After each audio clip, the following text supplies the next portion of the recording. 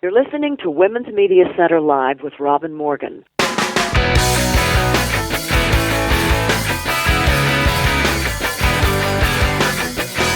Welcome to Women's Media Center Live. I'm Robin Morgan.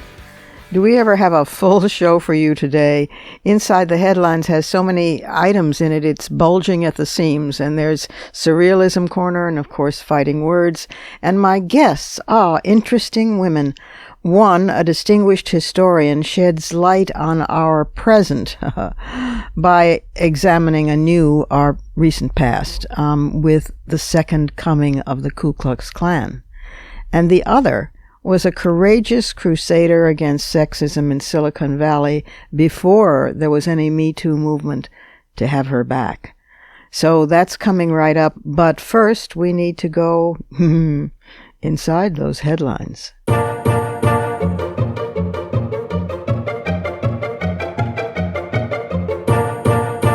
The Dow Jones Index plummets more than 1,500 points in a single afternoon, its largest one-day drop in history.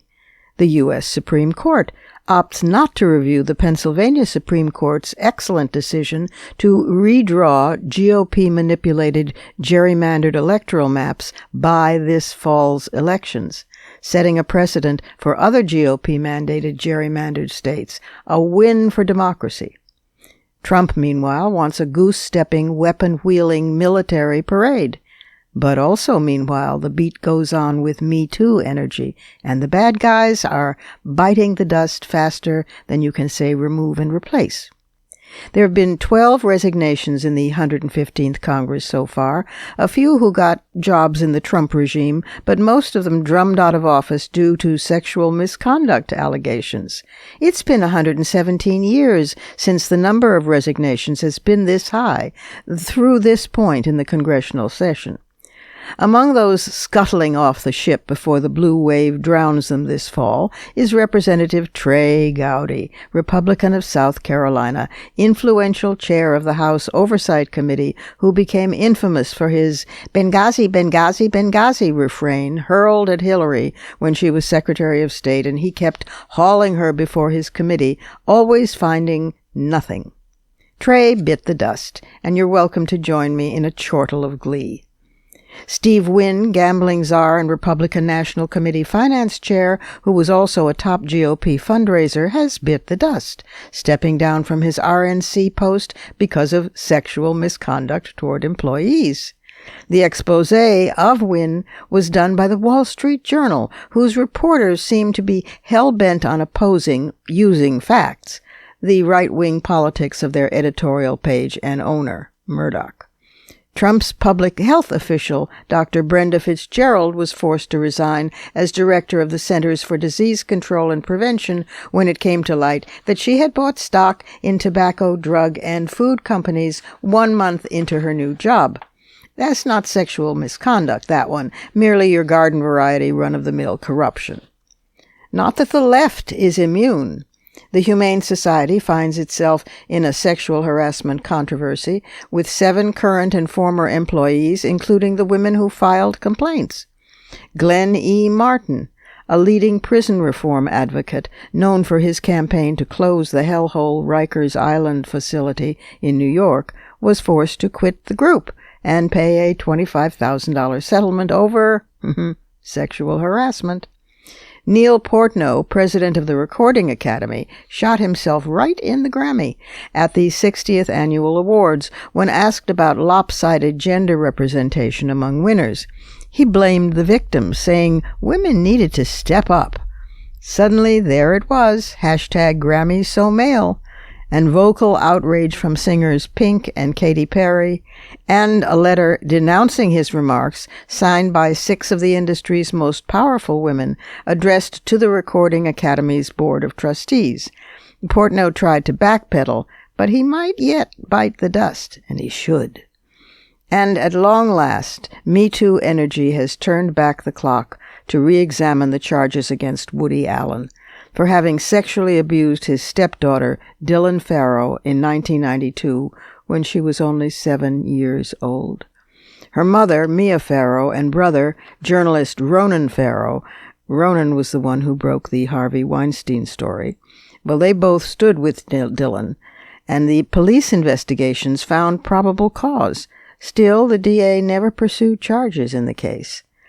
Allen, not surprisingly, has denied his guilt over the years, yet his career has suffered no major consequences, not even after he married his 35 years younger other stepdaughter, Sun Yi, not even after copious amounts of child pornography were discovered as being part of his archived papers.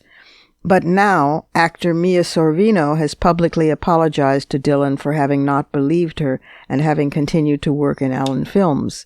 And other actors like Colin Firth and Ellen Page have expressed their regret at working with Allen.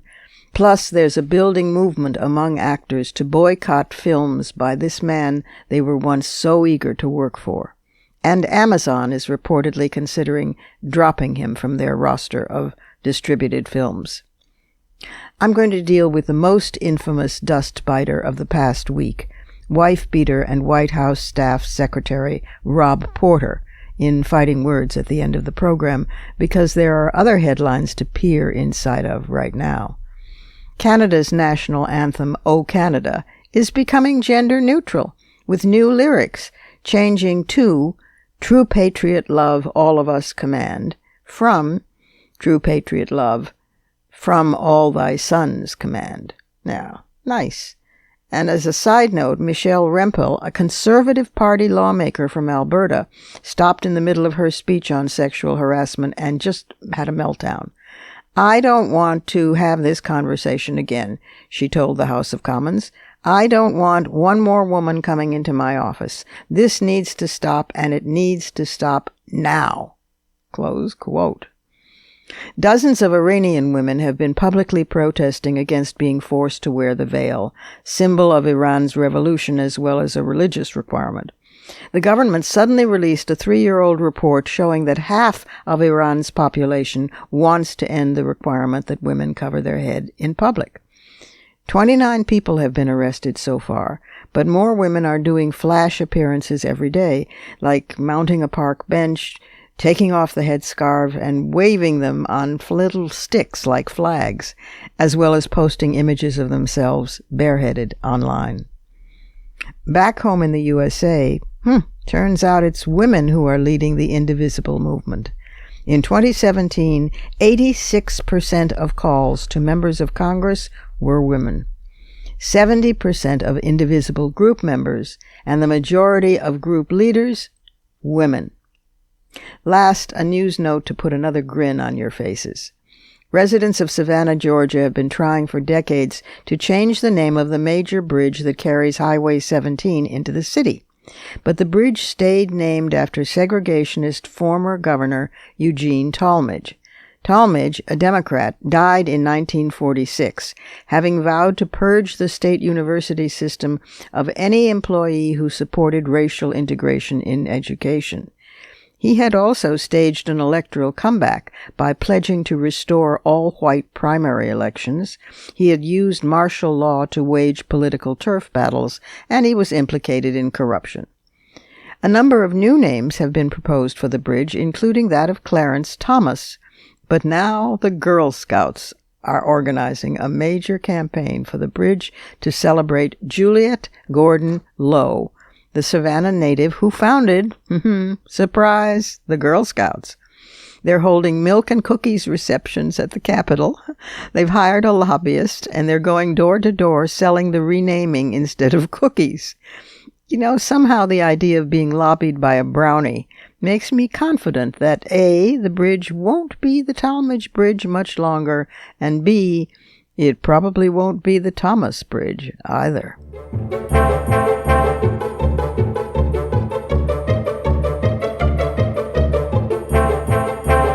We have to take a short break here at Women's Media Center Live. I'm Robin Morgan, and I'll be back directly with a guest whose latest book proves that if, in fact, as the saying goes, you don't understand and know history, you are doomed to repeat it. Don't go away.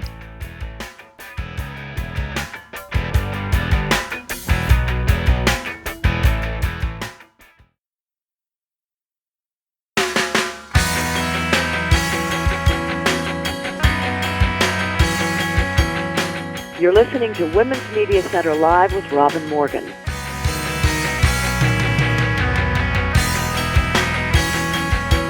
And welcome back.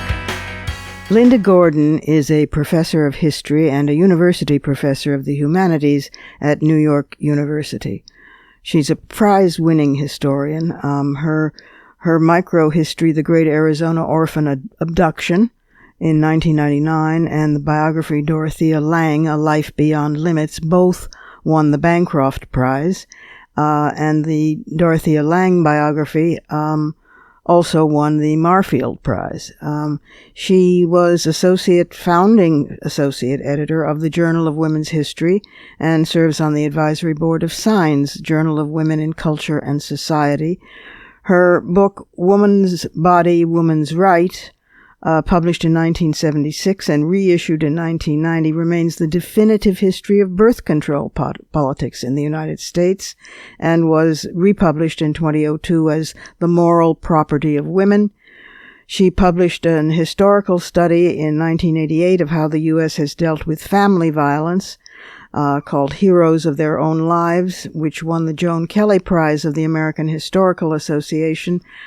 Pitied but not entitled, Her History of Welfare, mainly a history of women, won the Berkshire Prize, and she's here with us today to discuss her latest book, the extremely important book, The Second Coming of the KKK, the Ku Klux Klan of the 1920s and the American Political Tradition. It's with real pleasure that I welcome Linda Gordon. Linda, welcome to the program. Thanks for having me. Oh, it's very good to have a sister back from the early days of feminism and still kicking ass right on the program today. And a great historian, Linda Gordon, who is, as I've said in the intro, a prize-winning historian and has come out with this really terrifying and important book called The Second Coming of the KKK, the Ku Klux Klan of the 1920s and the American Political Tradition. Oh my God, Linda. For one thing, I'm so touched and grateful that the book is dedicated to the late feminist scholar and activist Roz Baxendale, who was also a colleague and a friend, and thank you for that. Sure. All right. One of the things that is so frightening about this book is the consistency of the ideology. I had known that there was a second rising, as it were, of the Klan in the North, but I had no idea that it was this huge, that it was this widespread in the North, that's when they added in in addition to vigilantism, they added in Catholics and Jews, and it became such an above ground thing that they had open picnics and 4th of July, and candidates ran openly saying they were members of the Klan. This is terrifying. And that the 6 main ideological components, which are so familiar today, racism, nativism, temperance, fraternalism, manly bonding, and Christian evangelicalism and populism. And anybody who wants to know what's going on today has to read this book. How did you not kill yourself while writing it? Well, actually, it was a little easier because it was originally a chapter in a larger book, and it was really the rise of Trump that led people to urge me to expand it into a small book. This is my first adventure in writing about the right wing, and I think it will probably be my last. Yeah, I can imagine you took a lot of Dramamine. Tell readers a little bit about those basic 6 main ideological components that are still depressingly with us so visibly today. Yes, well, to take up one, which we can put together what was then called nativism and which could also be called bigotry and racism, one of the most troubling things, in a way, is that the actual views of the 1920s Ku Klux Klan could well have been completely in line with the views of the majority of white Christian Americans. The difference there was how angrily how publicly those views are put out, when they're sort of shouted rather than whispered. But I do think that there's a big difference between shouting and whispering, because I think what the lasting damage of the Klan at that time was to make people feel that these views were respectable, were legitimate, and deserved equal recognition. I think that's extremely dangerous, and although I wish people wouldn't be racist at all, I'd much rather have them whisper it than shout it. Well, because when they whisper it, at least it means that they know that it's not a good thing for most people, that they can't quite get away with it. And of course, what Trump has done is lift the rock, and everything crawled out into the sunlight. And the sunlight, not always a great thing for stuff like that. I mean, and as you point out, one of the great legacies of the 1920s Klan, of which I might add, Trump's father, if he wasn't a member, I guess we don't know that for sure, but we do know he marched and was with them and was arrested in a Klan rally, a Klan march. And you know that question, whether he was a member or not, is not really important. Not to me. Something else, and that is that while there were millions of Klan members, there were millions more who shared those views but chose not to join. Right. Yeah, well, as Trump himself would put it, it's very fine people, Linda. And as you point out, the biggest legacy and victory, in a sense, of the 1920s second coming of the Klan was immigration restriction. And what do you know? There it is again. There's also an amazing section about feminism and the Klan, and you of course make the connections. One of the elements in Klanville is manliness. When men feel their potency threatened by changing mores, by women getting more freedom, by people of color getting more freedom, by technology, whatever, and especially if it impacts their pocketbook, they retreat to manliness, which also means purity for women and all the like, and that there was a kind of feminism in the Klan, which of course makes any feminist who knows history not surprised, although it does make the hair on my head stand straight up in horror. And you know that's repeating today. There is a feminist uprising going on in the neo-Nazi ethno-nationalist movement, otherwise known as the alt-right. Did you know that? I was slightly aware of that, although I'm not an expert. But one of the things we can say about this is that it actually is an example of a contradiction that we find in many, many conservative movements. Right. And that is that women in those movements, if you listen to what they say or what they wrote, they would tell you, oh, women belong in the home, women's destiny is to be mothers and to support their husbands, et cetera, et cetera. And of course, back in the 1920s, that even included the very notion that women belonged only in the private sphere. Mm-hmm. But the fact is that in many conservative organizations, as soon as women get involved in activism, in political activism, they actually enjoy it. They like it. They not only like it, but they begin to treasure their autonomy from men.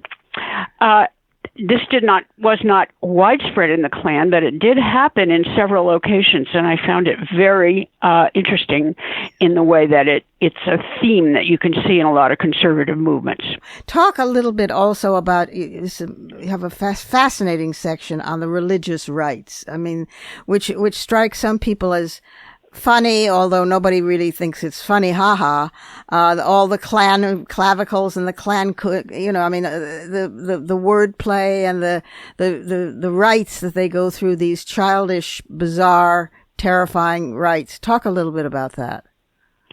Yeah, well, the Klan actually did two things that might seem to many of us contradictory. In the first place, their base were Christian evangelicals, and in fact, to some extent, the Klan even intensified a kind of revival of evangelicalism. But on the other hand, in this kind of arcane abracadabra ritual, they were harking back almost to pagan, ancient world kind of traditions, which you would find in a number of fraternal orders. But in many ways, the absolute root of the strength of the 1920s Klan was that it fused racism and what we might call ethnic bigotry with religious bigotry. Yeah. One of their favorite claims, which you see in words but also in cartoons, was if Jesus was alive today, he would be a Klansman.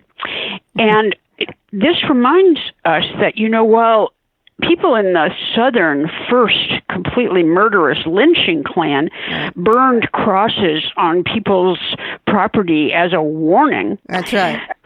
For the second Klan, the burning of these huge crosses had a somewhat different meaning. It was an assertion of their identification with a very particular kind of Christianity, as well as of their general power. But because of this very close connection with evangelicalism, the Klan was able to bring many, many ministers into the movement. The Klan claimed 40,000 ministers were members. Yeah. They always exaggerated, so I don't necessarily believe that. But they worked at recruiting ministers, and one of the things they did was to invite them to join without having to pay the rather substantial initiation fee and dues. And we know that thousands of ministers were lauding the Klan and their servants, even encouraging people to join the Klan. And many of them came to believe that the Klan was their allies in bringing more people to the church and to evangelical enthusiasm. How familiar, how amazingly familiar. I cannot close without asking you an unfair question, because you're a fine historian, you're not a prophet, but nonetheless, I'm going to dare. Do you think that because the demography of the United States itself, thank God, in whom I do not believe, is changing, and because women are coming to visibility, if not power, in ways that we have not yet ever been before, not only here but around the globe, do you think that this is the end of the regular re-rising and third coming and fourth of this kind of thinking and those 6 elements that go into it? I would like to think so, but I'm afraid I have to doubt it. And one of the reasons I doubt it is that what we can see by looking at all of the versions of the Klan and looking at what's going on today is that scapegoating is fungible. It's very flexible, right? Yeah. So, for example, I find it so interesting and anomalous that today both Jews and Muslims are being targeted. Yeah. We don't see this targeting of Catholics so much anymore. They have been much more accepted as part of a Christian whole. Right. But what I worry about is that there is an impulse to blame one's problems on people who are disadvantaged, whether they're immigrants, whether they're people of a minority religion. And we also have to remember that this is not, what is going on today here is not just an American phenomenon. It is happening all over the world. So I'm afraid we have a long way to go. Well, I'm encouraged at least by the resistance energy at the grassroots in this country. And, Me too. And elsewhere. The book is called The Second Coming of the KKK, The Ku Klux Klan of the 1920s and the American Political Tradition. It's by prize-winning historian Linda Gordon and feminist activist Linda Gordon. Thank you, Linda, for the book and for being with us on Women's Media Center Live. Anyone who wants to really understand what's happening today and think coherently about what to do about it should read The Second Coming of the KKK. Thanks again. And thanks to you, Robin. It was very nice to connect with you in this way. And now it's time for the Surrealism Corner.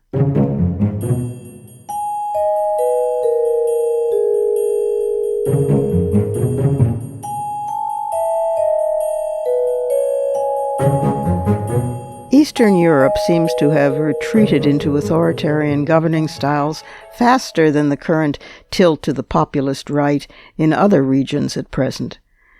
Fascism is so relatively fresh in their past, you'd think they'd know better.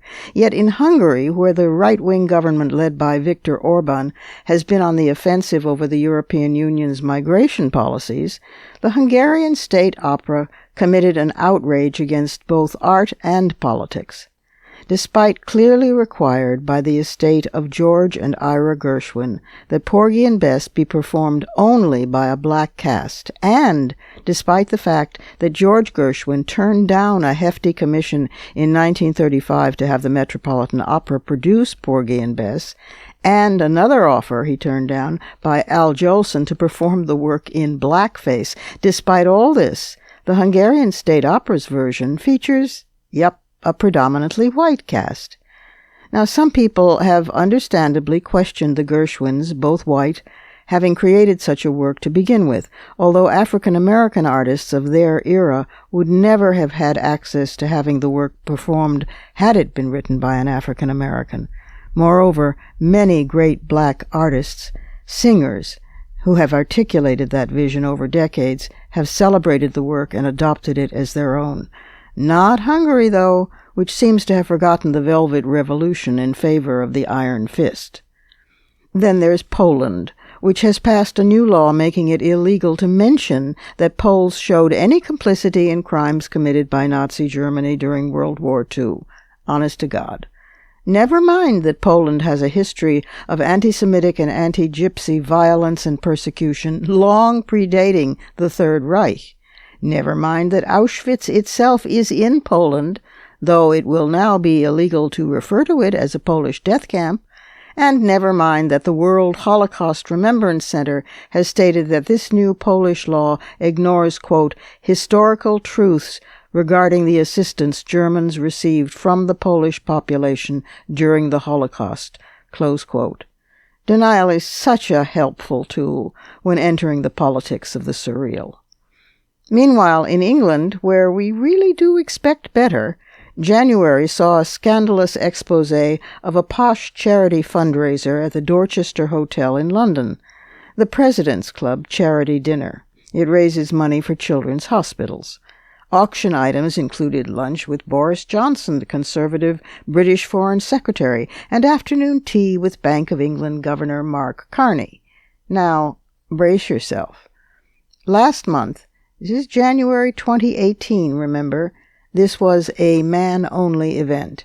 It was attended by 316 guys from British power business, politics, finance, and entertainment, and it proudly announced itself as a non-PC evening. 130 specially hired, quote, hostesses, the criteria were they had to be tall, thin, and pretty, were told to wear skimpy black outfits with matching underwear and high heels. They had to sign a 5-page non-disclosure agreement without being given the chance to read its contents or take a copy with them after signing. Mostly students trying to pick up some extra cash, they were groped, sexually harassed, and propositioned all evening. Some men exposed their genitals to the women, pulled women onto their laps, tried to take off the women's clothes, and were otherwise obnoxious and assaultive.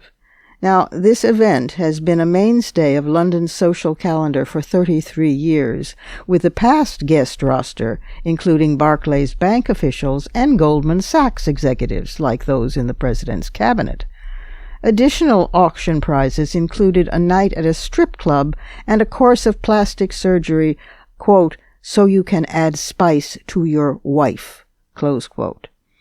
The scandal broke in the London Financial Times, which courageously sent 2 reporters undercover to work as hostesses.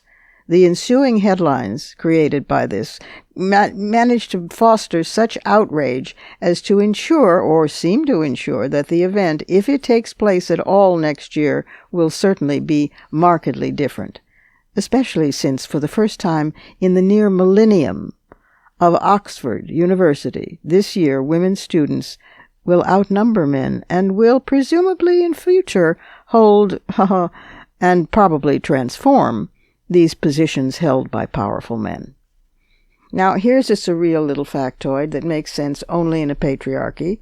Men's earnings go up more than 6% when they have children if they live with them, and women's decrease by 4% for each child they have. This is a new study. Isn't that special?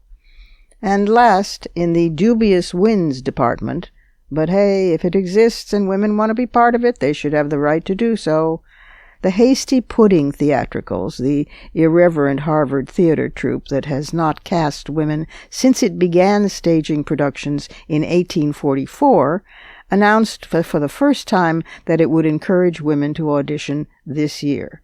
This, too, was brought about by a free press and women journalists, notably Yvonne Abraham, columnist for the Boston Globe, repeatedly asking why such comic stars as Amy Poehler and Mila Kunis would accept awards honoring their work from Hasty Pudding. Let's hear it for women journalists. For the rest, surreal.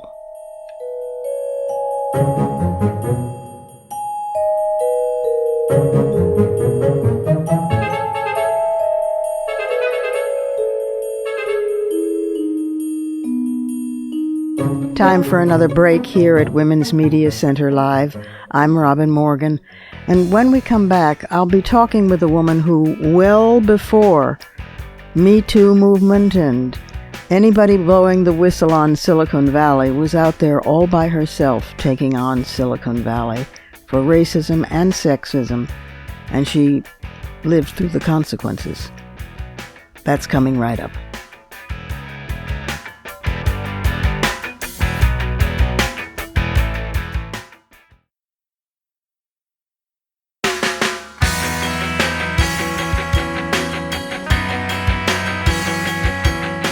You're listening to Women's Media Center Live with Robin Morgan.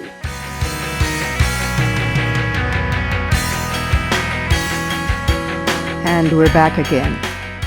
These days, Silicone Valley is on the hot seat on a number of fronts, testifying before Congress, and certainly the Me Too movement has found a lot to deal with there.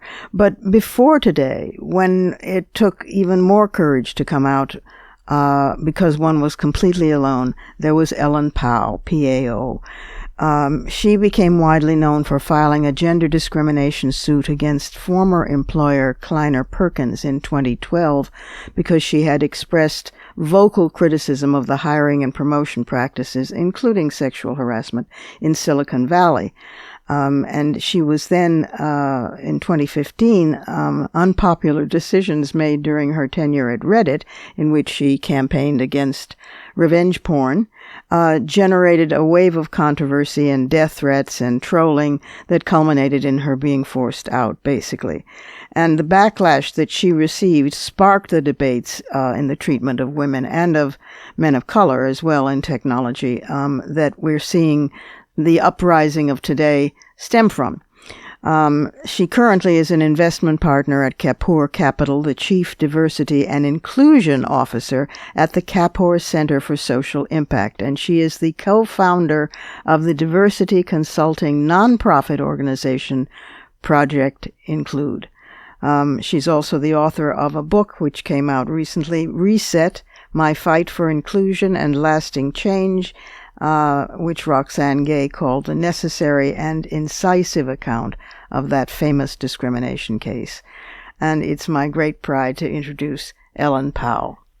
Ellen, welcome to Women's Media Center Live. Thank you so much for having me.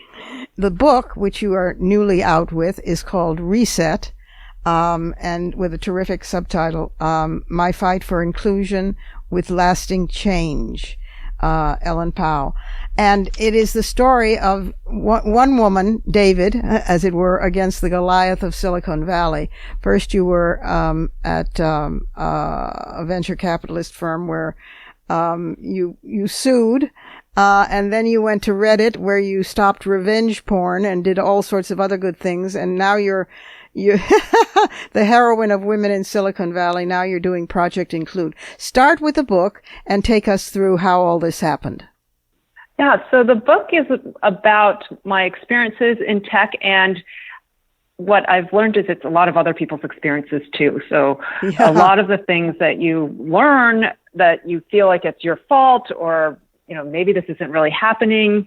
Actually, we've now learned it's actually quite prevalent in tech and a lot of other industries. And I hope through telling my story that other people will see their stories in it and be able to, understand, maybe get out of bad jobs faster, maybe be able to tell their stories and help move things forward. The heart of feminism is realizing, quote, it's not just you. Yes. And I think you see these patterns. And then also, I think what has been really interesting is seeing it's not just excluding women, it's excluding people of different races and ethnicities. It's excluding people of different religions. And it's so broad, this exclusionary structure, and it impacts so many people. Yeah, it's a pale male structure is what we call it. I mean, it's a good one. It's a lot of white boys. So start with the lawsuit, because that was amazing that you're the daughter of immigrants. I mean, you had 3 major degrees in law and business, and I've forgotten what the third one is now.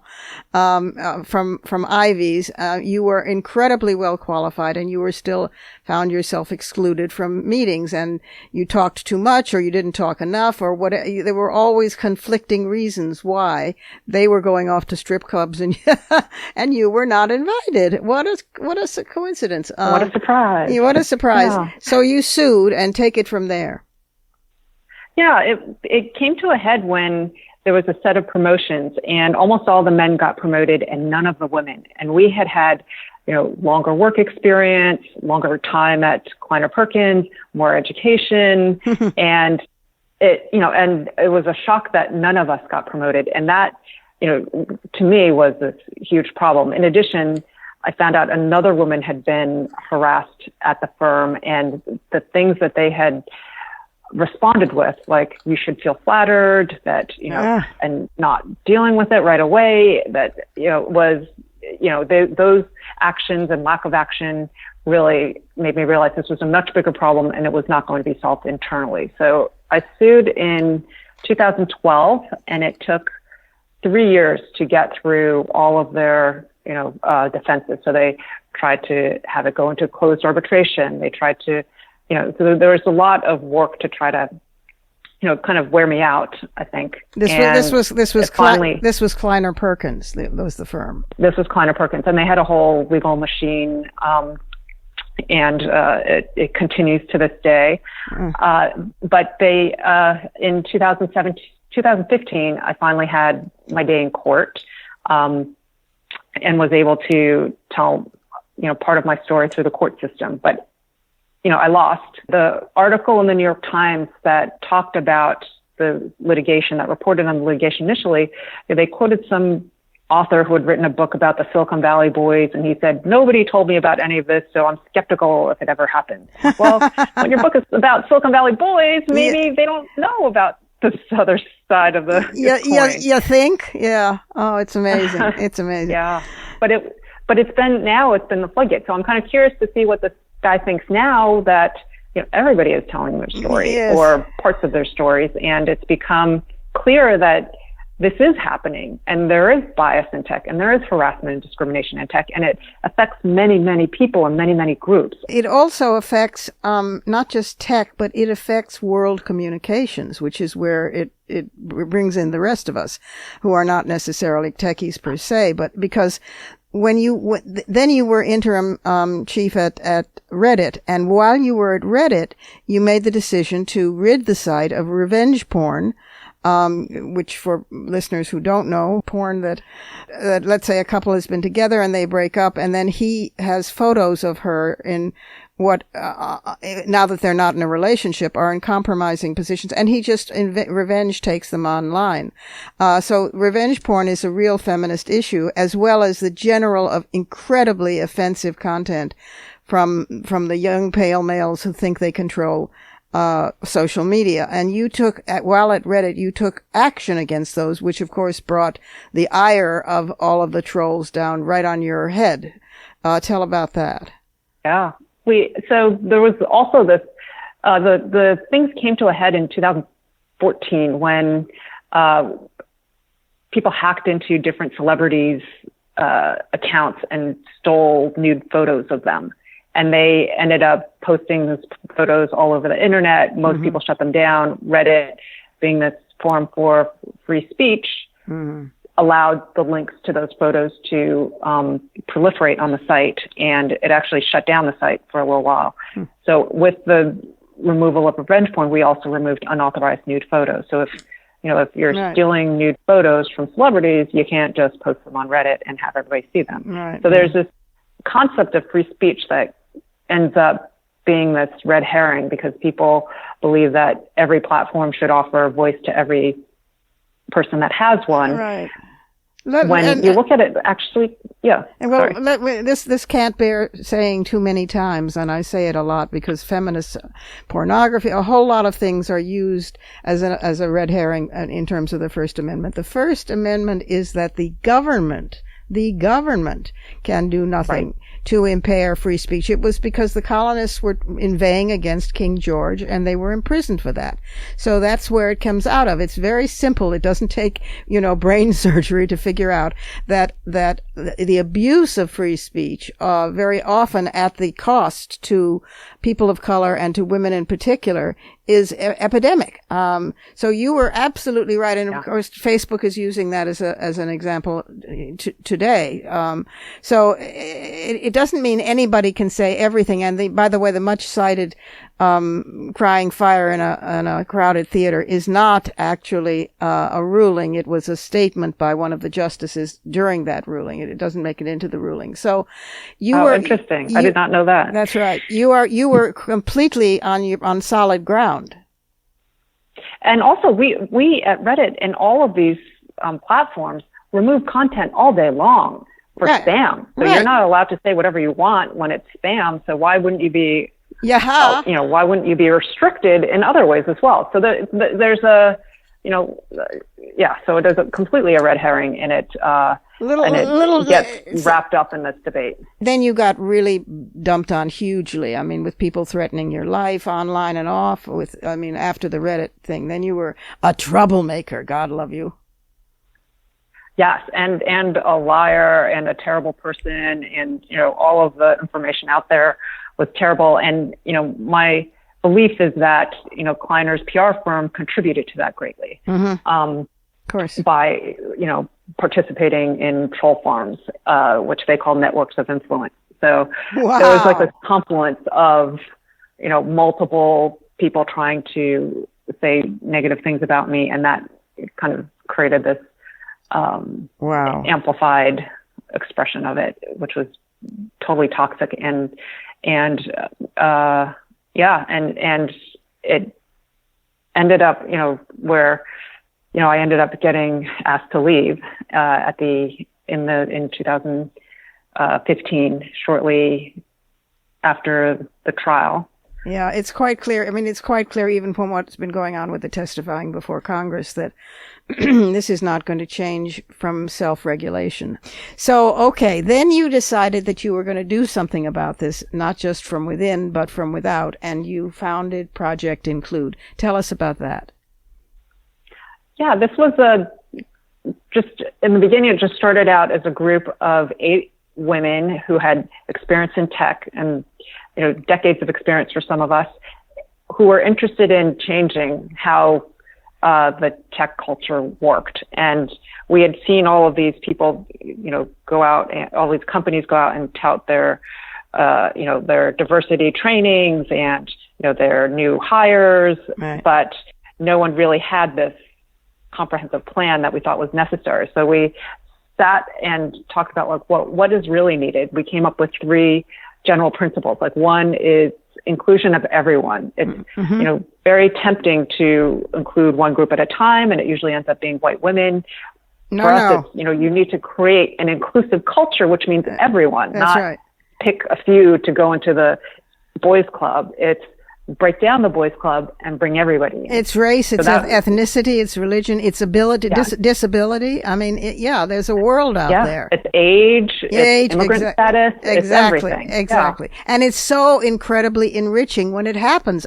And then our second value is that it has to be comprehensive. So you can't just hire a bunch of people, throw them in there and expect them to succeed. You need to make sure that you're paying people properly, you're promoting people, you're giving opportunities fairly, and all of your other, programs and processes and the rest of your culture is inclusive. And then the third part is you need to use metrics to hold people accountable, to hold yourself accountable, and to see that the things that you're doing are actually working or not, right? You can't do it in a vacuum and just expect the things that you're doing to work. You need to track and measure. So those are the three things that we thought were exciting. Then we put together a bunch of more specific recommendations around, all the parts of the employee life cycle. And we ended up with 87 recommendations. So we threw them on a website, and then we launched the website, and then people wanted more. So we ended up starting a nonprofit. So Project Include is a 501c3 nonprofit, and we now work with small groups of CEOs who we run surveys with, so we can track metrics over 6 months, and we give recommendations to. We're not like a consulting firm. We're just trying to help with the metrics and give people a cohort of other CEOs to talk about these issues with. And we found, we found there are some CEOs who are really interested in diversity and inclusion, who are willing to do the work. Good. It's amazing work that you've done, Ellen, and are doing with Project Include, and people can find it, I'm sure, and get into it and contribute to it. And the book also, Reset, My Fight for Inclusion and Lasting Change. So thanks for all the work you've done and are doing and will do, Ellen. Thank you so much. And I also want to say that I am at the Kapor Center right now, working with an awesome team on bringing diversity and inclusion into their portfolio companies and the tech ecosystem as well. So thank you for having me on this program and for all the great work that you do as well. Thank you. Take care. You're an international valuable resource for women and for men of conscience. Thank you. One last break here at Women's Media Center Live. I'm Robin Morgan, and then I'll be right back with some fighting words.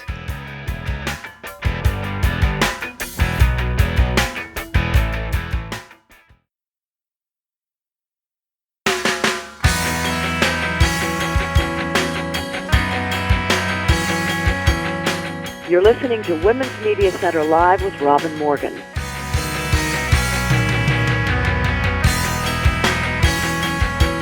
Welcome back to some fighting words.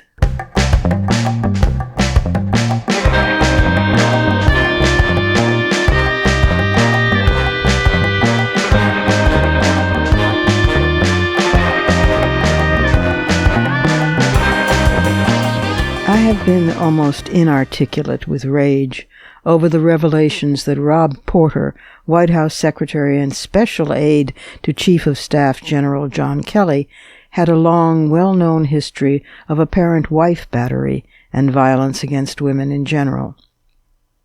I have been so livid over this that I couldn't find my way in to write or speak about it. So many elements of disgust. Some commentators focused on Porter's lack of a security clearance despite handling the most sensitive of classified documents, because the FBI would not grant such clearance to a man with a history of such violence. Then there were Porter's defenders, especially John Kelly, who had publicly lamented that when he was growing up, women were held sacred, who then proceeded to lie about and smear Congresswoman Frederica Wilson, Democrat of Florida, with racist and sexist insults in a gratuitous attack for which he has never since apologized, despite publicly being proven inaccurate on every count. Kelly went to the mat for his pal Rob Porter, refusing to believe the battery stories of three women. When the picture of one of the women's faces turned to pulp went public, Kelly had to backtrack and claim shock, but leaks from inside the White House proved that, in fact, Kelly had known all along. Kelly had even tried to keep Porter from resigning, and as of this moment, although Porter has formally resigned, he's still working at the White House, and still without security clearance. Both Porter and Kelly should be ridden out of town on a rail. You see my problem.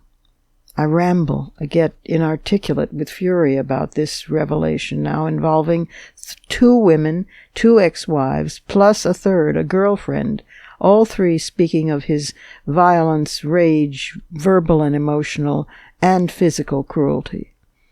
So I resolved to let one of the women speak for me, speak for herself, because she had written a blog about their relationship with scalding honesty, detailing the intimate outlines of her suffering in such a classic pattern that there is no possibility, she lied, no possibility that she hadn't learned these particular stations of the cross without them having been carved into her own flesh. The first time he called me a fucking bitch was on our honeymoon. I found out years later he had kicked his first wife on theirs. A month later he physically prevented me from leaving the house.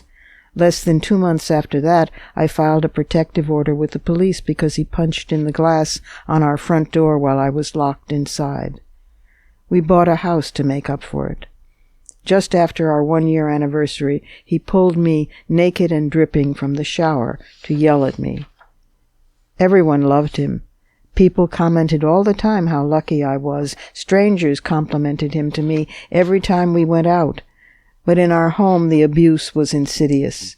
The threats were personal. The terror was real. And yet I stayed. When I tried to get help, I was counseled to consider carefully how what I said might affect his career. And so I kept my mouth shut and stayed. I was told, yes, he was deeply flawed, but then again, so was I. And so I worked on myself and stayed. If he was a monster all the time, perhaps it would have been easier to leave. But he could be kind and sensitive, and so I stayed. He cried and apologized, and so I stayed. He offered to get help, and even went to a few counseling sessions and therapy groups, and so I stayed. He belittled my intelligence and destroyed my confidence, and so I stayed. I felt ashamed and trapped, and so I stayed. Friends and clergy didn't believe me, and so I stayed. I was pregnant, and so I stayed. I lost the pregnancy and became depressed, and so I stayed. The day after the Porter story broke, Congresswoman Nancy Pelosi, Democrat from California, took to the floor of the House of Representatives to speak. But then she stayed. She is 77 years old. She wanted to talk. She'd been raised to dress like a lady, and she had been the first female Speaker of the U.S. House of Representatives in history, the second in line for the presidency. She respected and loved this House, so she wore her usual smart suit, a skirt, and 3-inch high heels on which she stood still for 8 hours, and she never raised her voice. She looked fragile, and she spoke softly, but she stayed. "Oh no, Mr. Speaker," she smiled, "around the 3rd hour, and then the 5th, and then the 7th, I'm not ready yet to yield the floor." The Senate has a filibuster procedure, but the House does not, although she invented it on the spot. But she knew her parliamentary rules inside out, so she simply was giving a speech, that's all, except she stayed. It didn't end, it went on. She would not yield the floor. And what did she say for 8 hours? She told stories. She told stories about the young people, the dreamers as they're called, who were brought here as babies by immigrant parents, desperate to come to the shining dream that was America. They were babies, too young to know what was happening, but they grew up feeling they belong here because this is their only home, because in their memories they had never been to Mexico or Guatemala or El Salvador, never seen China or Uganda or Libya. The foods of such places tasted exotic to them, despite their parents wheedling them, please, to just try it once. They grew up on Raisin Bran and hot dogs. They couldn't recall fleeing juntas or drug lords or totalitarian governments. They studied hard and worked hard and planned to become teachers and doctors, poets and painters, engineers and farmers. They thought they were Americans. Pelosi told about dreamers she had met and cried with and held when they trembled with fear of deportation. She read their letters aloud, their diaries with their permission, their report cards and their college applications and their graduate school theses. Probably not since the founding of this country, not since the earliest convocations in that chamber, have the voices of those who passionately wanted to engage in this great experiment been heard so clearly. 3-inch heels, 8 hours, a sip of water now and then. Her forehead became beaded with sweat, 77 years old. She implored the Speaker of the House to pledge that they would in fact take up and resolve compassionately the status of the dreamers. There was no response. Her normally well-powdered face was slick with exhaustion and sweat, her skin gray, but not a hair was out of place, nor did her voice waver. Nor was she ever impolite. "No, Mr. Speaker," she smiled, "I'm not done quite yet." And she stayed. I have sometimes disagreed with Nancy Pelosi, who is more of a pragmatist than I am.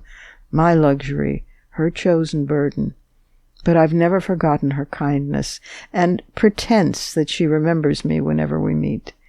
And I've never forgotten that when she first took a stand for the right of a woman to terminate an unwanted pregnancy, her Italian Catholic mother stopped speaking to her for 6 years.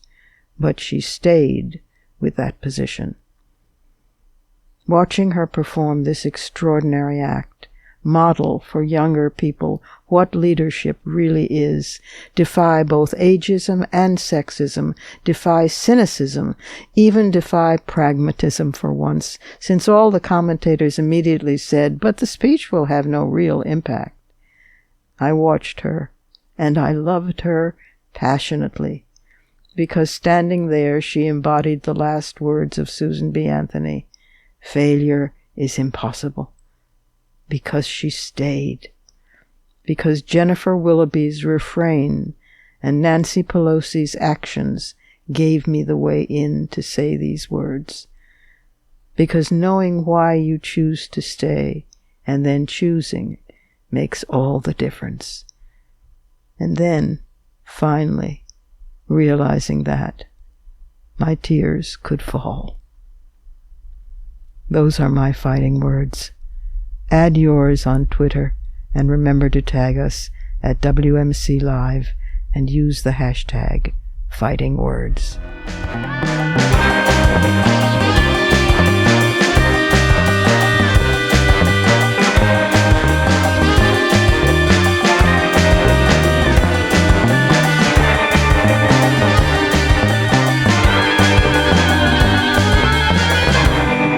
And that's it for today.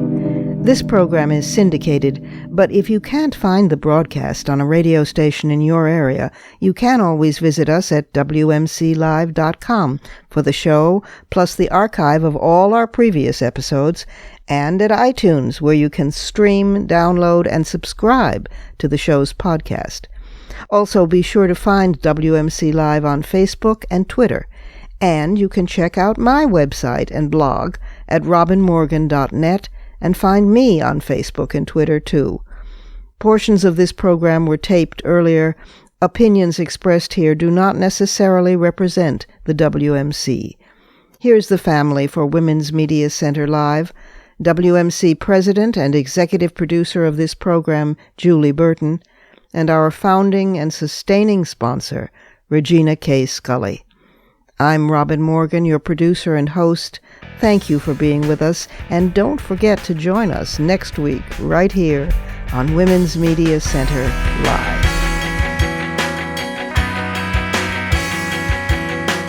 For the smartest talk about news, politics, sex, books, religion, race, and more, tune your radio to Women's Media Center Live with Robin Morgan. Audacious, witty, provocative, informative, and fun. It's Women's Media Center Live with Robin Morgan on WMCLive.com. Talk radio with a brain.